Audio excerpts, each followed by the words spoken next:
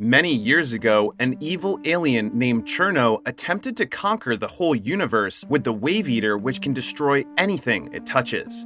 The heroic leader of the humans, Bello, gathered 3 other fighters that can teleport to face the evil alien. As a result of the battle, Cherno was defeated and his ship crashed to the moon, breaking it into a million pieces. But he escaped via an escape pod that crashed deep into Earth's core. It is there where the alien was locked and detained. Despite this victory, the people of Earth suffered many environmental changes due to the destruction of the moon, causing Bello to make a deal with the Galactic Council to help Earth. At the present, Earth is still suffering from hardships caused by the war from 20 years ago. People stand in line for water while living in dilapidated cities. In the line, there's a young man named Anton who almost got hit by a lamppost. Anton doesn't think twice about it for already having a reputation as a human bad luck, because unfortunate things happen whenever he is around. But this particular incident is actually caused by an alien named Valia, who is actually Cherno's daughter, hoping to wake up Anton's protogene. She later informs her father via hologram about the failed attempt. Since one's protogene will be activated if the person encounters a near-death experience, Cherno advises his daughter to really try to kill Anton this time. Once the protogene is activated, Cherno can now harvest it to create a gigantic creature that will enable his escape. In the meantime, there is a Cosmoball match happening between Team Earth and the Sarusians inside a dandelion-like stadium. It is a sport that requires players to hit a ball 5 times to open the opponent's goal and win. Despite one team should consist of 4 athletes, Team Earth fights against their foes with only 3 amazing members named Pele, Natasha, and Fan, because they are the only 3 people Earth has who are with the teleportation ability needed for the game. With the score tied to 3-3, Earth's representatives only need 1 goal to tie the game and have a spot in the finals. This event is broadcasted in the skies worldwide, and everyone passionately watches it. Anton, who is now in line to get a job, is mad at this sports event because everyone just mindlessly watches it instead of dealing with serious problems like poverty and hunger. Back in the game, the opponents have just scored a goal. As the teams prepare for another upcoming ball, Bello comes into the scene to delay the match for a while. This is because the ball, which is revealed to be Cherno's Wave Eater produced inside his prison, can be neutralized by hitting it 5 subsequent times. The evil alien creates batches of Wave Eaters as his futile attempt to escape from his prison. Unfortunately for him, the function of the stadium is both the discharger of a Wave Eater and protector of Earth, with the match being the disguise. Right now, as one Wave Eater is getting transported back to the stadium, Cherno manages to control the Wave Eater for a moment, killing 2 alien guards in the process. The 3rd alien guard on duty pushes a button that finally enables complete control of the dangerous ball.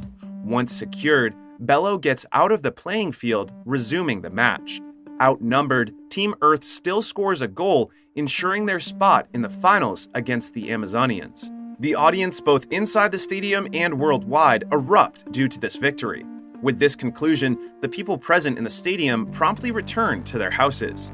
Not finding a single job opportunity, Anton also goes home, only to find his dear mother on the floor. His mother is still alive, but sick and out of medicine. Because of this, the young man immediately leaves to get some. However, the pharmacy is already closed because it is nighttime. While trying to trespass, a woman named Anya shows up and destroys the window glass. Both of them enter the pharmacy to gather what they need, but 2 police officers quickly respond to this intrusion, prompting them to leave. The officers try to catch the 2 criminals, but they are too nimble for them. Eventually, Anton is cornered, but he still manages to escape and hides together with Anya behind a disguised door on the wall. They are about to evade arrest unseen, but Anton suddenly shrieks because there is a lizard on the wall. For this reason, the policeman finds them and tell them to get out of the door. Anton decides to go out alone and be the one arrested, saving Anya. Stepping out the door, Anton attempts to run away again from the cops, but he gets hit by a fast-moving truck. The policemen go and check, but Anton's body is nowhere to be found. It turns out that the truck driver is actually Valia, who successfully triggers Anton's protogene, allowing him to teleport away. He is confused by this newfound power, but Anya suddenly takes him away to head to her hiding place. Inside Anya's lair, she asks Anton why he has tried to save her before. In their conversation, Anton learns that she is also not a fan of Cosmoball. They part ways after the talk because Anton needs to get back to his sick mother. As he leaves, Anya shows her true self as Valia in disguise, and she manages to get some hair from the young man. She immediately informs her father about the protogene's activation and gives him the clump of hair to confirm this. He then takes the protogene and creates a serum out of it, which he immediately injects into the veins of a massive egg to hatch it. However, it fails because there's not enough serum. Cherno finds out that Valia has not killed Anton. Because of this, he chokes his daughter by controlling one of the wires of the hologram machine. He tells Valia that if Bello gets his hands on Anton, their days are numbered. Then he lets her go. Meanwhile, Anton returns home with the medicines where he sees Bello and Team Earth. Seeing the beautiful Natasha excites Anton, who teleports in an instant. Bello tells the young man that he can now play Cosmoball due to his teleportation ability, but Anton replies that he hates the sport and has to take care of his sick mother. Natasha urges him to join them, confessing that she likes the young man and promises that they will find a cure for his sick mother. With this, Anton finally accepts their proposition. Just before they can leave, the policemen from earlier enter the apartment to arrest Anton, prompting Bello to freeze one of them. They then head immediately to the Dandelion Stadium, which, as Bello explains, is a gigantic living organism. Upon taking the elevator, which inspects them for any dangerous objects, they reach the living organism's core. Afterward, Bello informs Anton that he has to take some genetic samples from him to create a droid named Sputnik. Sputniks are small robots that act as an athlete's armor. Since they are assigned to a specific person, they help the person whenever the person is in distress. Each member of Team Earth has their personal Sputniks, and now Anton has one too. They tell Anton to allow the droid to identify itself, but Anton is freaked out by the Sputnik, which leads to the droid shutting down in fear. For this reason, the droid remains unnamed. A few moments later, they train Anton. Initially, the inexperienced Anton cannot use his ability and kick the fast-moving green ball at all. To trigger the young man's teleportation ability, they attempt to awaken Anton's power. Bello tries to fight Anton, whose power is then triggered but uncontrolled. Natasha tries to scare him using his ability by dropping him from a high place, but this is not effective. Finally, Pele uses multiple green balls against Anton, who teleports away from his position to avoid the projectiles. With his power finally utilized, Anton tries again to hit the elusive green ball. However, instead of kicking the ball, they notice that the young man hits the ball with his hands instead, like a goalkeeper. Seeing this, Bello decides that Anton should play the game tomorrow before resuming their training. He then takes Natasha with him to head to the other room. But while they're heading there, Anton overhears Bello saying to Natasha that they cannot cure his mother. In the other room, Bello asks the Galactic Council to give medicine to Anton's sick mother, but the Galactic Council refuses, angering Bello, who wants to but can't help. He tells them that the young man is the most talented athlete he has ever seen because it only took him a day to master the teleportation ability. Afterward, Anton and Natasha travel together in a flying vehicle with Anton holding his sleeping Sputnik. Here, Natasha confronts him that she truly likes him and that she has not been honest like this to anyone before. However, Valia watches them from afar. They finally reach Anton's home, where Natasha immediately treats his mother's sickness. Not believing that it will work, Anton leaves the room to head to his bed. All of a sudden, a young kid calls him from the window, informing him that Anya is searching for him. Before heading to Anya's lair, he hides the Sputnik away, but the droid suddenly becomes alive. Anya shows up with no pants on, making the young man stumble in his words. After learning that the stadium is a living organism, she gives a poison sap for Anton to use against the stadium, which will finally put a stop to Cosmoball. The young man hesitates, but he is eager to take the sap because he thinks that Bello just wants to use him, lying about curing his mother. He tries to take the sap away from Anya, but she does not give it to him. A playful tussle ensues, which ends with both of them lying on the floor, looking at each other. However, Anton's droid pulls him away from Anya's body. Natasha has also just entered the lair and sees both of them. When Natasha tells him that they have to go back to the stadium, Anya kisses Anton and secretly hands over the poison sap to him. Seeing the kiss somehow makes Natasha cringe. Afterward, the two athletes head back to the stadium where Anton asks what will happen if his Sputnik remains unnamed. Natasha replies that it could die, also explains that it can detect threats, which is why it came to his aid back in Anya's lair. Before they can enter the elevator, the tireless old policeman appears again to arrest Anton, but Anton and Natasha have entered the elevator before he can ever approach them. Inside the elevator, the living organism fails to detect the poisonous sap from Anton's hand. Before leaving, Natasha tells him to get some sleep for tomorrow's game. The following day, people head back to the Dandelion Stadium for the game.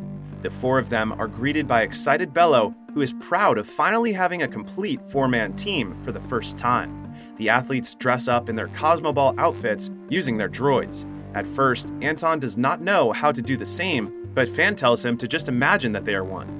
Soon enough, he is also dressed up. As they head to the playing field, Anton asks how he can take his gloves off, and Bello replies that he has to ask his own droid for that. With the others gone, Anton is left alone. He orders his droid to take the gloves off so he can secretly drop the poison sap. Anton then leaves while the poison sap is penetrating the floor.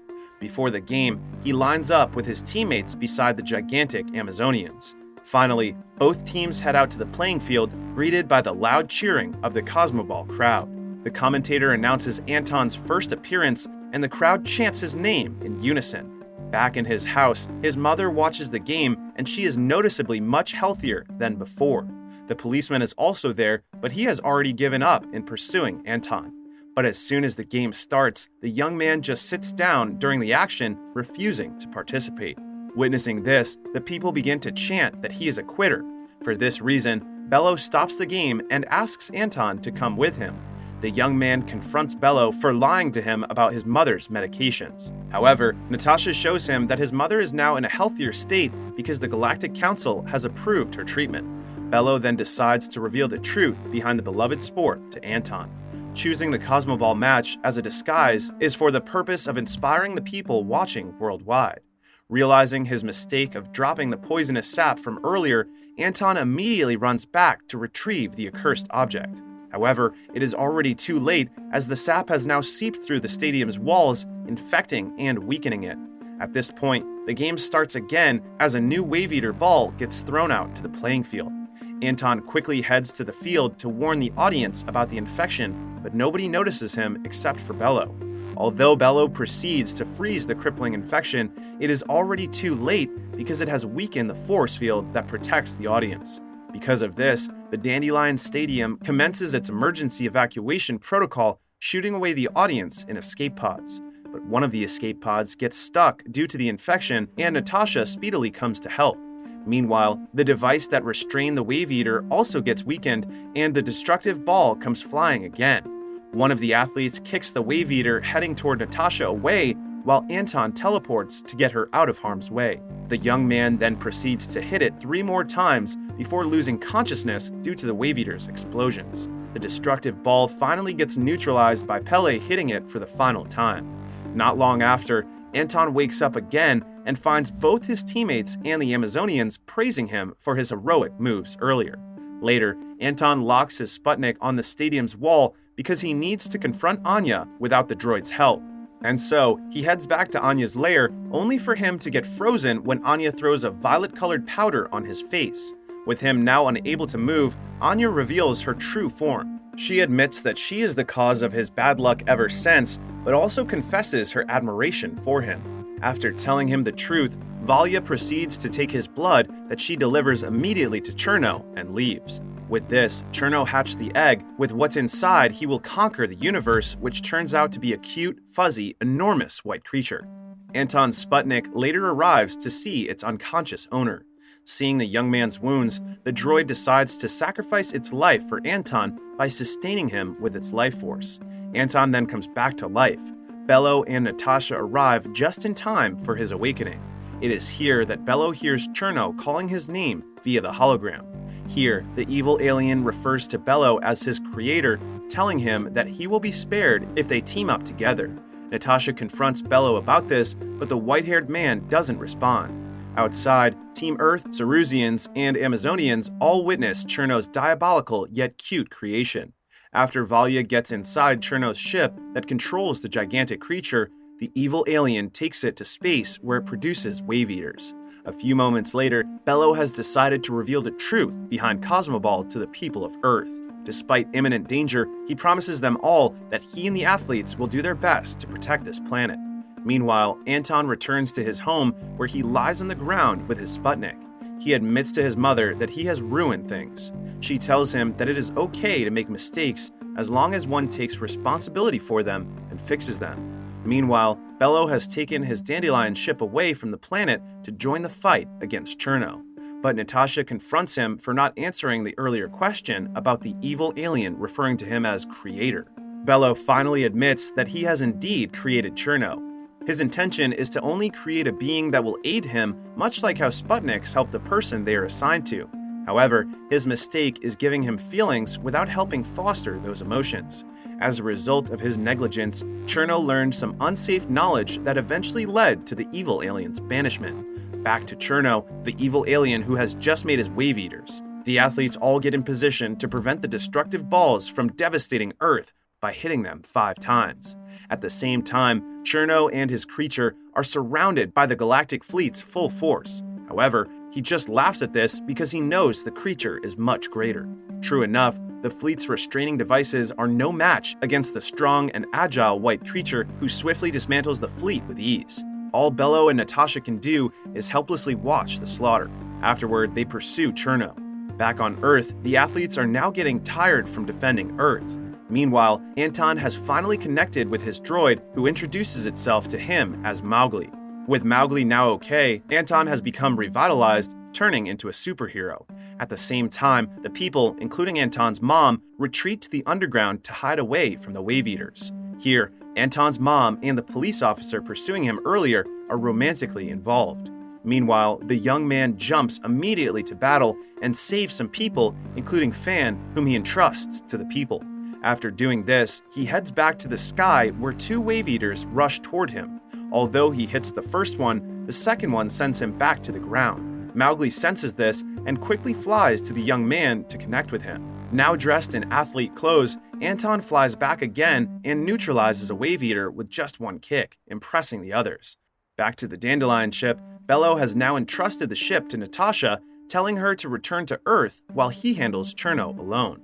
But when Bello teleports to Cherno's ship, Natasha holds onto him, coming with him. There, they see Cherno waiting for them. Here, Bello transforms into his true form, a pale alien that looks just like Cherno. A fight then commences, with Bello handling the evil alien while Natasha fights Valia. But Valia immediately suppresses Natasha using the stopping powder, who sends a distress signal to Anton. At the same time, Cherno overpowers Bello using his strength. But the white-haired man still manages to freeze Cherno. Valia then tricks Bello by disguising herself as Natasha and using the stopping powder on him. Now free from the ice, Cherno tries to choke the life out of his creator, but Anton comes just in time to hold Valia hostage. However, instead of helping his daughter, Cherno stabs through her, but the sharp tentacle only barely reaches Anton's body, although he gets stuck at the wall. Here, Bello tries to distract Cherno, who promptly kills him due to the frustration. Valia tells Anton that he can also control the creature because it is made up of his genes, and so Anton attempts to communicate with it. In the spiritual world of the creature, first, the white creature charges at him, but upon realizing that they are the same, Anton successfully tames it. The evil alien tries to regain control, but the creature refuses. Instead, the creature rotates repeatedly, causing Cherno to get tossed out of his spaceship and into the sun, along with the batch of wave eaters he is making. Due to the evil alien's death, the wave eaters on Earth have stopped moving as well, securing their victory. With Cherno now out of the way, Natasha, the new leader of the humans, has announced that the energy of the remaining wave eaters will be harnessed for Earth's resources. Thanks to Anton's white creature that he now called Kid, the moon is also finally fixed. Later on, Anton meets his police stepfather, also introduces his friends to them, most especially the love of his life, Natasha. Outside Earth, Valia is floating in space inside a pod. The movie is interesting and gorgeous at the same time. If it had not been a movie, I believe that it could have been a series due to its interesting premise, but I also believe that it is great as it is. The movie shows the importance of never giving up even though one might create a problem by mistake. It also shows the importance of a good environment in fostering the child's emotion and outlook in the world, which is shown by Cherno's disdain for his father, which created a domino effect in the world.